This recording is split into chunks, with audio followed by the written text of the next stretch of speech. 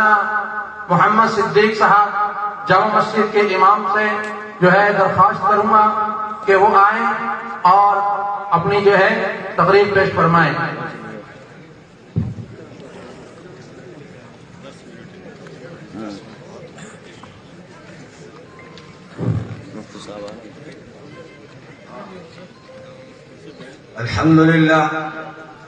الحمد لله وحده والصلاة والسلام على من لا نبي بعده أما بعد فأعوذ بالله من الشيطان الرجيم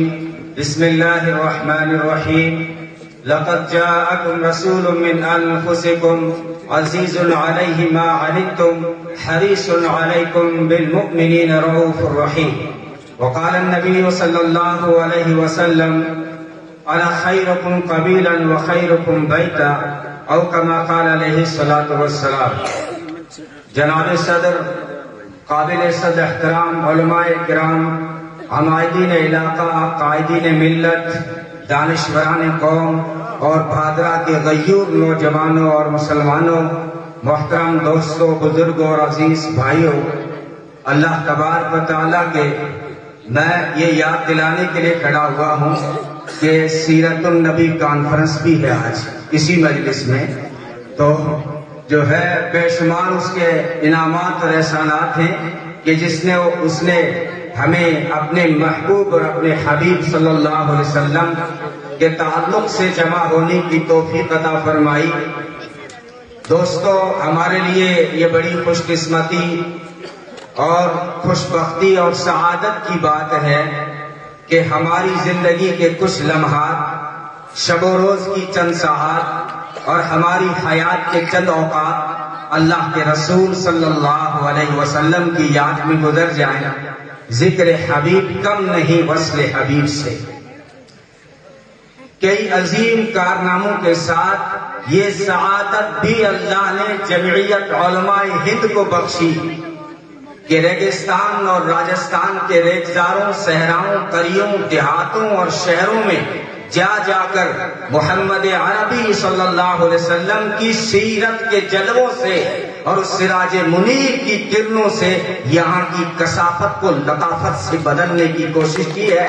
اللہ انہیں بہترین بدلہ عطا فرمائے۔ دوستو، مجھے بھی یہی حکم ملا ہے مختصر وقت میں اس سید انس و جاں، سرور لالا رخاں، ماہ خوباں، شہنشاہ حسینہ، سرخیل جمالاں، تتمہ دوراں، ذی شان و عالی شان حضرت محمد مصطفیٰ صلی اللہ علیہ وسلم کی سیرت کے کچھ سنگریزے، ان کی سیرت کی چاشنی سے کچھ شیرینی نکال کر اور اس بحر بے کراں سے چند موتی نکال کر آپ کے دامن میں سجاؤں۔ لیکن دوستو، یہ موضوع ایسا وسیع سمندر ہے، ایک ایسا بحر بے کراں ہے کہ کوئی خطیب، کوئی ادیب، کوئی مفکر، کوئی محقق، کوئی قلمکار، کوئی رائٹر، کوئی شہکار، کوئی فنکار، کوئی سیرت نگار اس سے پار نہ کر سکا۔ سب کو تھک کر، ہار کر، شکست تسلیم کر کے کہنا پڑا، تھکی ہے فکر رسا اور مدح باقی ہے، قلم ہے آبلہ پا اور مدح باقی ہے، تمام عمر لکھا اور مدح باقی ہے، ورق تمام ہوا اور مدح باقی ہے۔ تو یہ خاک کا ایک ذرہ نبی کی سیرت و صورت، عزت و عظمت، رفعت و منقبت، عفت و عصمت، رحمت و برکت، شان و شوکت، ناموس و تقدس، رسالت و شریعت، صداقت و عدالت، سخاوت و شجاعت، جرأت و ہمت، امانت و دیانت، معیشت و تجارت، نبی کی عبادت و ریاضت، نبی کا جلال و جمال، کمال و خصاب، آداب و اخلاق، انوار و اطوار، اور نبی کے تجلیات کے خد و خال، نبی کے شمائل، فضائل، مناقب، عجائب، نبی کے جو ہے معجزات، احسانات، اس جو ہے محسن انسانیت کے احسان، اس کی شان کیسے کر دوں میں بیان جس کے بارے میں نازل ہوا 30 پاروں والا قرآن۔ امی عائشہ نے فرمایا کان خلقہ القرآن، سارا قرآن میرے نبی کی سیرت ہے، قرآن میں جتنے حروف ہیں یہ میرے نبی کی سیرت کے حروف ہیں۔ دیکھو نا غور کر کے نبی کا چہرہ والضحیٰ، نبی کی زلفیں واللیل اذا سجا، نبی کے دندان یاسین، نبی کی چادر یا ایھا المزمل، نبی کی کملی یا ایھا المزمل، نبی کا سینہ الم نشرح لک صدرک، نبی کی پشت الذی انقض ظہرک، نبی کی شان ورفعنا لک ذکرک، نبی کی آنکھیں ما ذاق البصر، نبی کا زمانہ والعصر، نبی کا خزانہ انا اعطیناک الکوثر۔ اللہ تعالیٰ کا انداز دیکھیے کس طرح کا بار بار استعمال کر رہا ہے، لگتا ہے ساری کائنات میں بس ایک ہی ہے۔ انداز دیکھیے وما ارسلناک وانک انا اعطیناک ان شانئک ما ودعک ربک ولسوف یعطیک ربک ووجدک ضالا ووجدک عائلا الم نشرح لک صدرک ووضعنا عنک وزرک الذی انقض ظہرک ورفعنا لک ذکرک۔ یا اللہ کے ایک ہی ہے تیرا محبوب، تو کہہ رہا ہے بس تو۔ اللہ نے جواب دیا وہ وقت یاد کرو جب جو ہے یہود و نصارہ کہتے تھے، یہودیوں نے کہا عزیر اللہ کا بیٹا، عیسائیوں نے کہا مسیح اللہ کا بیٹا، پھر وہ کہنے لگے وقالت الیہود والنصارى نحن ابناء اللہ واحباؤ، ہم اللہ کے بیٹے ہیں۔ اور جو ہے مصر کے فرعونوں نے کہا ہم سورج کے اوتار ہیں، ہندوستانیوں نے کہا ہم چندر بنسی اور سورا بنسی ہیں، اور پھر ایرانیوں نے کہا ہمارے بادشاہ میں خدائی کون گردش کرتا ہے، اور چین تو پھر سب سے اشترا رہتا ہے نا،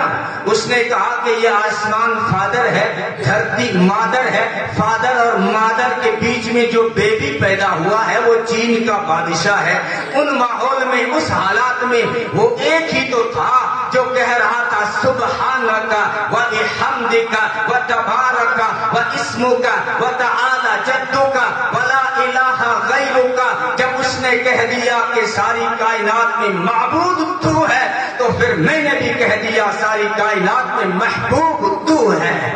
بس میں آخری پیغام دے رہا ہوں دوستو، جمعیت علماء ہند کا جو مقصد تھا وہ یہ تھا، توہین رسالت کے واقعات جب دنیا میں بڑھ رہے ہیں تو جمعیت نے یہ ارادہ کیا، اور ہر بڑی سعادت کی طرح یہ سعادت بھی جمعیت علماء ہند کی جھولی میں چلی گئی۔ میں سلام کرتا ہوں اس قائد کو، میرے کو، اس جو ہے مرد مجاہد کو، اس مرد سکندر کو، وہ مرد سکندر جس کے اندر ہزاروں سمندر، وہ سمندر جس کے اندر ہزاروں سکندر،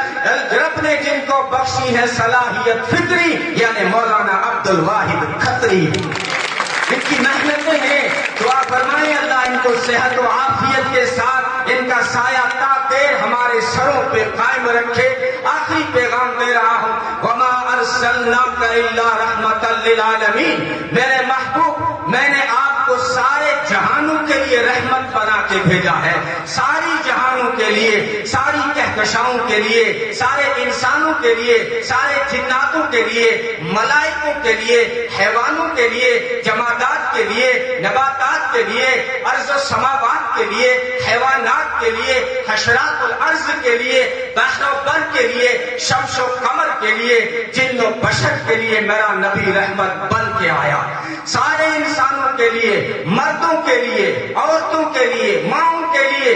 میں نے کہا بھی پچھلے پروگراموں میں دھرتی پہ مجھے ایسا کوئی دھرم دکھا دو جس نے کسی عورت کے قدموں میں جنت رکھی ہو۔ یہ اسلام ہے جس نے کہا عورت جب بیٹی ہوتی ہے اس کے سر پہ عفت کی چادر ہوتی ہے، عورت جب بہن بنتی ہے اس کے سر پہ عصمت کی چادر رہتی ہے، عورت جب بیوی بنتی ہے اس کے سر پہ وفا کی چادر رہتی ہے، لیکن جب عورت ماں بنتی ہے تو جنت ماں کے قدموں کے نیچے آ جاتی ہے۔ یہ میں نے یہ بھی کہا کہ پرانی ہسٹری کھنگالو، محمد عربی سے پہلے بھی اور ان کے بعد بھی کوئی ایسا آیا جس نے دھرتی والوں کو یہ نعرہ دیا ہو اعطوا الاجیر اجرہ